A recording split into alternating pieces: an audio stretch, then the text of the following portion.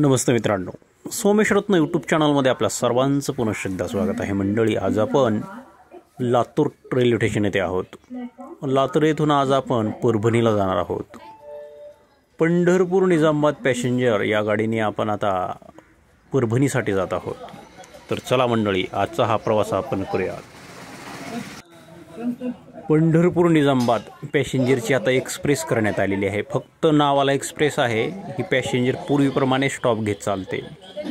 प्रत्येक एक पॅसेंजर गाड्यांना एक्सप्रेस करून फक्त तिकीट वाढवण्याचं काम भारतीय रेल्वेने केलेलं आहे. तर चला मंडळी, आपण आता या रेल्वेने परभणीपर्यंत प्रवास करणार आहोत. पूर्ण लाईन इलेक्ट्रिक झाल्यामुळे आता ही एंड टू एंड आपल्याला इलेक्ट्रिक इंजिनसह हा प्रवास भेटणार आहे. हे झाशीचं इलेक्ट्रिक इंजिन आहे. या गाडीला पूर्ण जनरल सेटअप आहे, त्याच्यामुळे या गाडीमध्ये रिझर्वेशन्स काही नाही आणि ही गाडीमध्ये जागा भरपूर भेटते. आपली गाडी आता लातूर रेल्वे स्टेशन येथून निघण्यासाठी तयार झालेली आहे. 10:50 आपली गाडी आता परळीकडे निघत आहे. प्लॅटफॉर्म क्रमांक 2 वरून आपली गाडी आता सुटण्यास तयार झालेली आहे. लोको पायलटने आपल्याला हिरवा झेंडा दाखवलेला आहे आणि हा पॅसेंजर बघा आता गडबडीमध्ये पळण्याचा प्रयत्न करत आहे.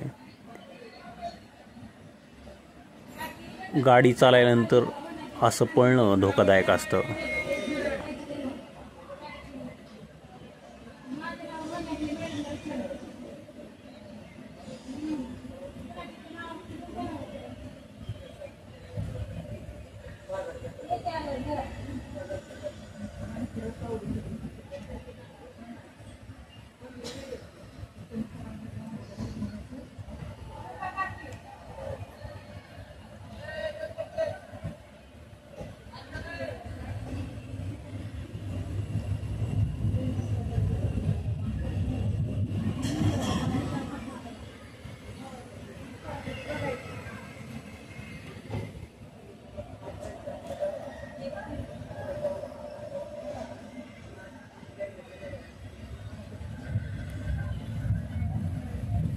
लातूर येथे सद्यस्थितीला 2च प्लॅटफॉर्म उपलब्ध आहेत, त्यामुळे येथे जास्त गाड्यांची ये जा नसते. पंढरपूर निजामाबाद पॅसेंजर गेल्यानंतर या ठिकाणी गुरुवार आणि रविवार दुपारच्या टायमाला यशवंतपूर लातूर एक्सप्रेस ही दुपारच्या टायमात असते. नंतर दुपारच्या टायमामध्ये दुसरी गाडी कोणची नसते. हे वॅग-9 इलेक्ट्रिक लोको हे फक्त जास्त करून मालगाड्यांसाठीच वापरले जातात. पण सध्याला पॅसेंजर गाड्यांनाही हे वॅग-9चे रेल्वे इंजिन बसवलेले दिसत आहेत. आणि ही लाईन जी पलीकडच्या साईडला गेलेली आहे त्या साईडच्या पलीकडे पिट लाईनचं काम सुरू आहे आणि ते सद्यस्थितीला खूप प्रगतीपथावर आहे. हा लातूर स्टेशनचा इकडचा परिसर.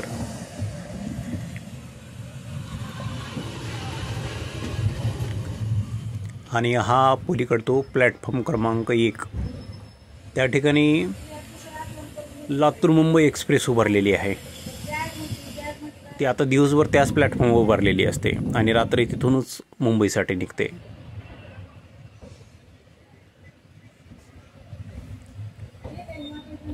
अशा प्रकारचा हा लातूर रेल्वे स्टेशनचा परिसर आहे.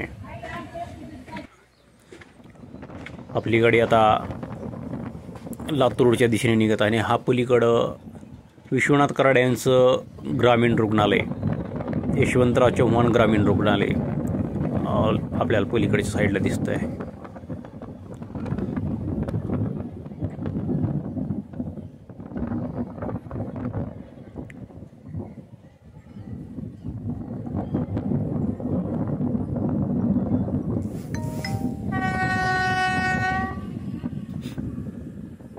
ही आपली मांजरा नदी. या नदीमध्ये सध्या पाणी नाही आहे. उन्हाळा पडला की ही नदी पूर्ण कोरडी पडते, त्यामुळे लातूरकरांना पाण्यासाठी वन भटकावं लागतं.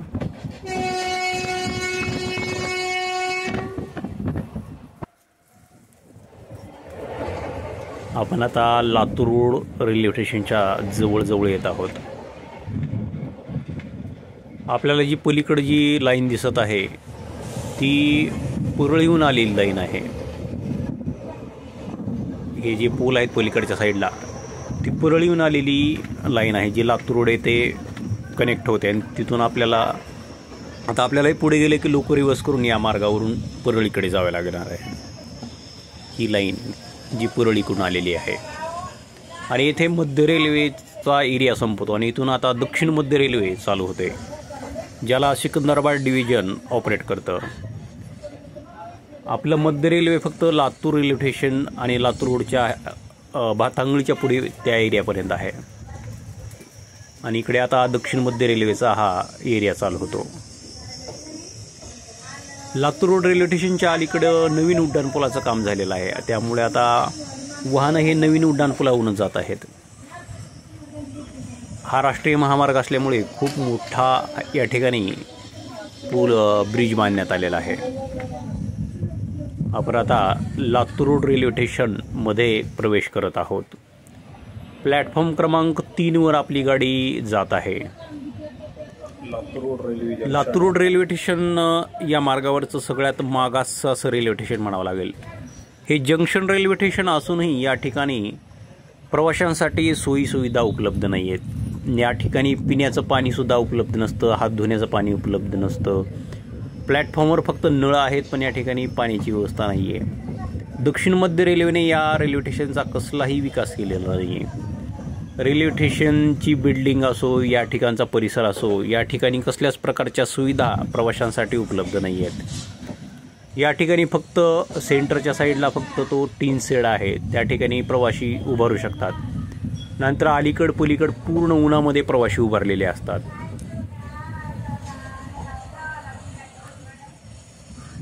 लातूर रोड रेल्वे स्टेशनकडे दक्षिण मध्य रेल्वेने लक्ष देण्याची खूप गरज आहे, कारण हे रेल्वे स्टेशन खूप मोठं जंक्शनचं काम करतं आणि येथून आपल्याला मुंबई साईडला जोडण्याचं काम, इकडे परभणी नांदेड साईडला जोडण्याचं काम, इकडे हैदराबादला जोडण्याचं काम या लातूर रोड रेल्वे स्टेशनमुळे होत असतं.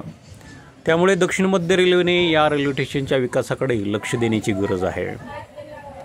हे रेल्वे स्टेशन ग्रामीण भागात येत असल्यामुळे या ठिकाणी कोणी एवढं लक्ष देत नाही आहे.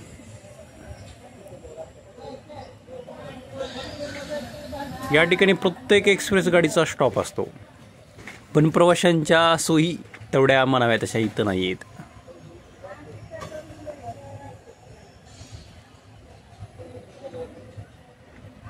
आपण पाहू शकता फक्त मधातल्या साईडलाच इथे टीन शेड आहे, नाहीतर पलीकड अलीकड पूर्ण मोकळं असतं. आता आपल्या रेल्वेचं इंजिन काढण्याचं काम सुरू आहे आणि आता हे इंजिन पुढच्या साईडला लागून आपल्याला परळीकडे जाता येईल.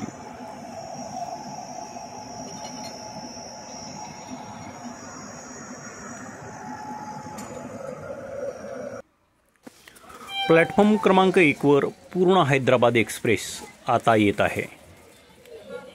ही गाडी दररोज असते.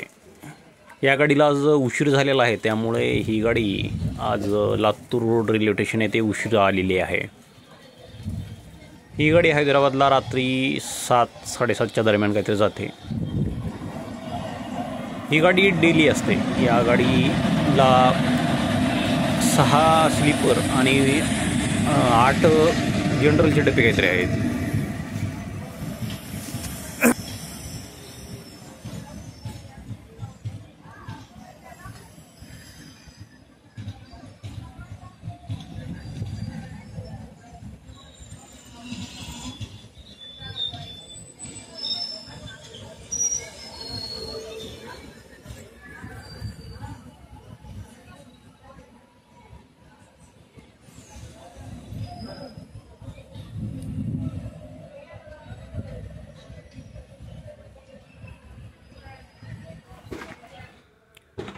आता आपल्या गाडीला सिग्नल मिळालेला आहे. ही पूर्ण हैदराबाद एक्सप्रेस येत असल्यामुळे आपल्या गाडीला इथे थांबवून ठेवलेलं होतं आणि आता आपल्या गाडीला परळीकडे जाण्याचा सिग्नल भेटलेला आहे. आणि हे या गाडीचे गार्ड म्हणजे ट्रेन मॅनेजर हिरवा झेंडा दाखवत आहेत आणि आपली गाडी आता पुढे रवाना झालेली आहे. आपण आता परळी वैजनाथ रेल्वे स्टेशनकडे जात आहोत आणि परळी वैजनाथ येथे परत आपलं लोको रिव्हर्स होऊन आपण परभणीकडे जाणार आहोत। हा लातूर रोड रेल्वे स्टेशनचा प्लॅटफॉर्म क्रमांक 3 येथून आपण परळीकडे निघत आहोत आणि पलीकडे उभा राहिलेली पूर्ण हैदराबाद पूर्वी पॅसेंजर होती, तिला आता फक्त एक्सप्रेसचं नाव दिलेलं आहे। ती प्रत्येक स्टॉप घेत जाते। आपण पूर्वी म्हटल्याप्रमाणे म्हणजे इंडियन रेल्वे ही पॅसेंजर गाड्यांना एक्सप्रेसचं नाव देऊन फक्त तिकीट वाढवण्याचं काम सध्या करत आहे, स्पीड मात्र वाढलेली नाही आहे।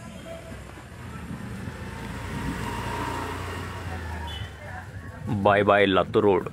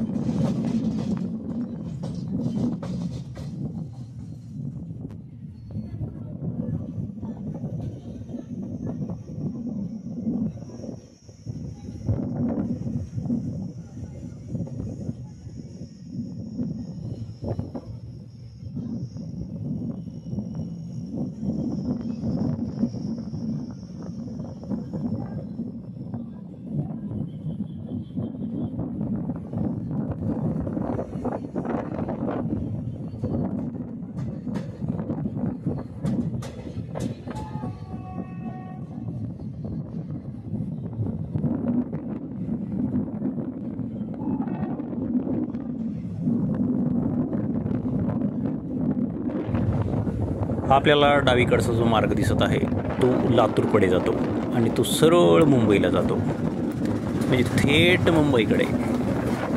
ही लातूरून आलेली मालगाडी या ठिकाणी आपली गाडी पुढे जात आहे म्हणून तिथे थांबलेली आहे।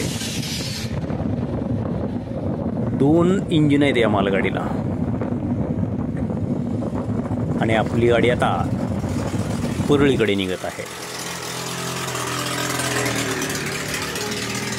गाडीचा पहिला स्टॉप वडवळ।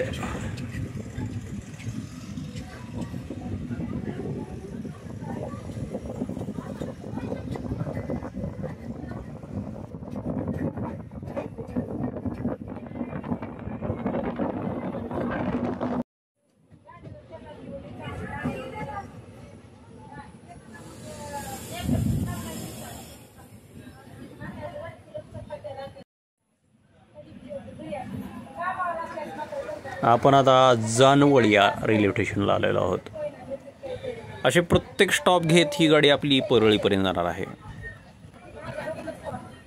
लहान मोठे सगळे स्टॉप घेत गाडी जाते, त्यामुळे ही गाडी पॅसेंजर म्हणावी का एक्सप्रेस म्हणावी हेच कळत नाही आहे।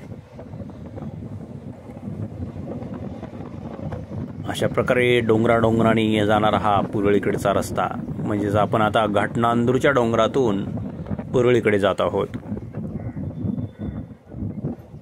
पावसाळ्यामध्ये हा परिसर खूप नयनरम्य असा दिसतो, सगळीकडे हिरवळ असते, त्यामुळे या मार्गावर प्रवास करण्याचा एक औरच आनंद असतो। हा रेल्वे मार्ग सध्या उपेक्षित रेल्वे मार्ग म्हणून ओळखला जात आहे, कारण या रेल्वे मार्गाकडे म्हणावं तेवढं लक्ष रेल्वेने दिलेलं नाही आहे, त्यामुळे या मार्गांचा विकास हा राहिलेला आहे. आणि या ठिकाणी पूर्वी मीटर गेज रेल्वे चालायची, ती बंद करून या ठिकाणी ब्रॉडगेज रेल्वे चालू झालेली आहे. हैदराबाद ते खंडवापर्यंत हा मीटर गेज लाईनचा मार्ग होता आणि हा घाटनांदूरचा डोंगरांचा परिसर आहे. या ठिकाणी रेल्वे नागमोडी वळण घेत आपल्याला परळीकडे घेऊन जाणार आहे. पाहू शकता किती बारक्या बारक्या साईड हे पूर्ण चिटकून गेल्यासारखी जाते रेल्वे या ठिकाणी. पूर्वी मीटर गेजचा ट्रॅक या ठिकाणी असल्यामुळे या ठिकाणचं विस्तारीकरण करण्यात आलेलं नाही आहे, त्यामुळे खूप चिटकून रेल्वे जाते.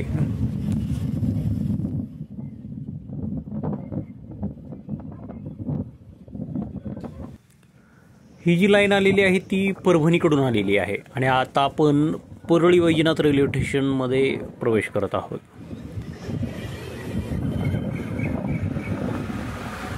परळी वैजनाथ हे रेल्वे स्टेशन हे असं रेल्वे स्टेशन आहे की त्या ठिकाणी प्रत्येक गाडी एंड होते आणि या ठिकाणी लोक रिव्हर्स करूनच पुढे जाते. परभणीकडून आलेली रेल्वे येथे लोक रिव्हर्स करून परळीकडे जाते आणि परळीकडून आलेली गाडी ही लोक रिव्हर्स करूनच पुढे जाते. परळी वैजनाथ रेल्वे स्टेशन हे खूप महत्त्वाचं रेल्वे स्टेशन आहे. 12 ज्योतिर्लिंगापैकी एक ज्योतिर्लिंग असलेलं हे वैजनाथाचं मंदिर या ठिकाणी आहे. त्यामुळे भारतातून खूप लोक या ठिकाणी महादेवाच्या दर्शनासाठी येत असतात. सौराष्ट्रे सोमनाथंच श्रीशैल्ये मल्लिकार्जुनम उज्जैन्यम महाकालम ओंकारममलेश्वरम परल्या वैद्यनाथंच दाक्षिण्या भीमशंकरम सेतुबंधे तु रामेशम नागेशम दारुकावने वाराणस्यं तं विश्वेशं त्र्यंबकं गौतमी तटे हिमालये तु केदारम घृष्णेशंच शिवालये. अशा प्रकारे या श्लोकामध्ये परल्या वैद्यनाथांचे म्हणजे परळी येथे असलेला वैद्यनाथ महादेव हा 12 ज्योतिर्लिंगापैकी एक ज्योतिर्लिंग असा उल्लेख करण्यात आलेला आहे. त्यामुळे हे ज्योतिर्लिंग खूप महत्त्वाचं असं ज्योतिर्लिंग आहे आणि भारताच्या कानाकोपऱ्यातून या ठिकाणी भाविक लोक येत असतात.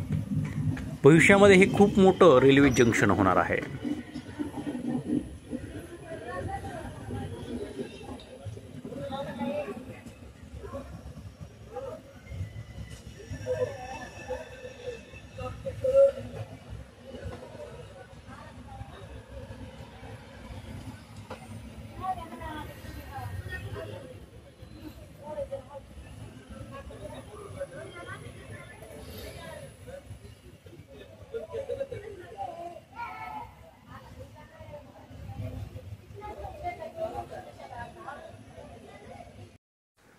ही परळी वैजनाथ रेल्वे स्टेशनची इमारत आहे.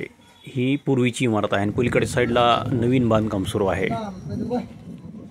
प्लॅटफॉर्म क्रमांक 1 वर पूर्णा तिरुपती एक्सप्रेस जी स्पेशल चालवण्यात येत आहे. दर सोमवारी ही गाडी असते आणि या ठिकाणी हे एक्सिलेटर बसवण्याचं काम सुरू आहे. या एक्सिलेटरमुळे आता प्रवाशांना ब्रिजवर चढणं अगदी सोपं होणार आहे. अशा प्रकारे परळी वैजनाथ रेल्वे स्टेशनवर खूप प्रवाशांसाठी सुखसोयींची कामे सुरू आहेत आणि या ठिकाणी नवीन बांधकामही सुरू आहे. त्यामुळे भविष्यामध्ये परळी वैजनाथ रेल्वे स्टेशन खूप नवीन स्वरूपात आपल्याला दिसणार आहे. हा रेल्वे स्टेशनचा परिसर पलीकडे जो मार्ग दिसतो आहे तसाच पुढे बीड नगर साईडला नवीन मार्ग तो जोडण्यात येणार आहे आणि इकडे हा परभणीकडे जाणारा मार्ग आहे. आपली गाडी आता परळी वैजनाथ रेल्वे स्टेशन येथून परभणीकडे निघण्यास तयार झालेली आहे. आज मी तुम्हाला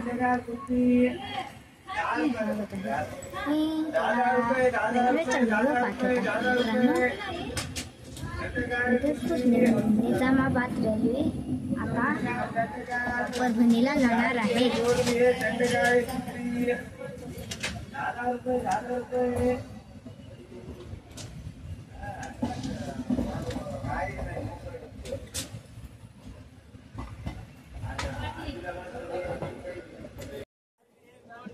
ती पलीकडची लाईन आता लातूर रोडच्या दिशेने तो मार्ग जात आहे आणि आपण आता परभणी मार्गावर वळलेलो आहोत. मगाशी येताना आपण त्या पलीकडच्या मार्गावरून लातूर रोड येथून परळीकडे आलेलो होतो. आता परळी येथून आपली गाडी परभणीकडे जात आहे.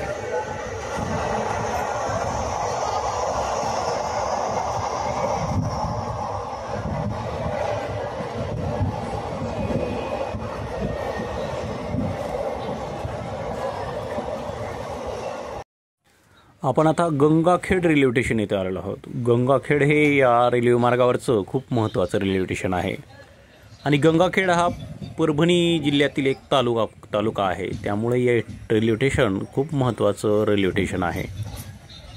या ठिकाणी 2 प्लॅटफॉर्म आहेत, एक जाण्यासाठी एक येण्यासाठी। या ठिकाणी इतर सुविधा उपलब्ध नाही आहेत। मराठवाड्यातील रेल्वे स्टेशनचा विकास त्या प्रमाणात कुठल्याच रेल्वे स्टेशनचा झालेला नाही आहे, त्यामुळे रेल्वे प्रशासनाने आणि राज्य सरकारने यामध्ये थोडं लक्ष घालून मराठवाड्यातील जे रेल्वे स्टेशन आहेत त्या रेल्वे स्टेशनचा विकास कसा होईल याकडे लक्ष देण्याची गरज आहे। आपली गाडी आता गंगाखेड रेल्वे स्टेशन येथून परभणीकडे निघत आहे। आपली गाडी प्लॅटफॉर्म क्रमांक 1 वर आलेली आहे आणि हा पलीकडे तो प्लॅटफॉर्म क्रमांक 2 आहे।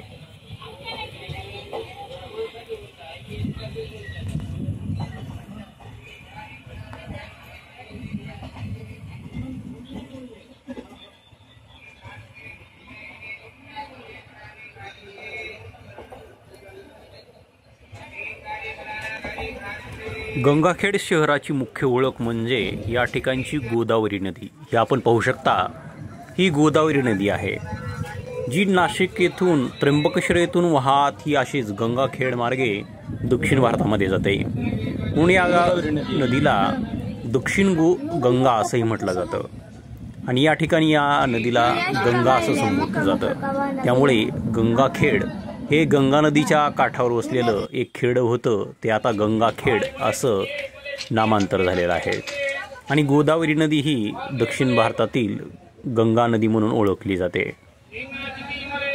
आपण आता पोखर्डी नरसिंहा या रेल्वे स्टेशनवर पोहोचलेलो आहोत आणि या ठिकाणाहून ही गाडी आता निघालेली आहे। पोखर्डी नरसिंह या ठिकाणी खूप असं प्रसिद्ध नरसिंहाचं मंदिर आहे। मराठवाड्यातील खूप लोक या ठिकाणी नरसिंहदेवाच्या दर्शनासाठी येत असतात आणि हे खूप महत्त्वाचं रेल्वे स्टेशन आहे। आपली गाडी आता परभणी रेल्वे स्टेशनच्या आउटरवर आलेली आहे आणि तो पलीकडच्या साईडनं जो ट्रॅक आलेला आहे तो जालना संभाजीनगर या ठिकाणून आलेला ट्रॅक आहे आणि आपण आता परभणी रेल्वे स्टेशनमध्ये प्रवेश करत आहोत। अशा प्रकारचं हे परभणीचं रेल्वे स्टेशनचा परिसर आहे। परभणी हे जंक्शन रेल्वे स्टेशन आहे। या मार्गावरून आपण नांदेडला जाऊ शकतो, इकडे छत्रपती संभाजीनगर मनमाड साईडला जाऊ शकतो आणि इथून आपण परळी लातूर रोड लातूर साईडला जाऊ शकतो। अशा प्रकारे आपला हा लातूर ते परभणी हा प्रवास झालेला आहे आणि ही रेल्वे आता निजामाबादच्या दिशेने निघालेली आहे।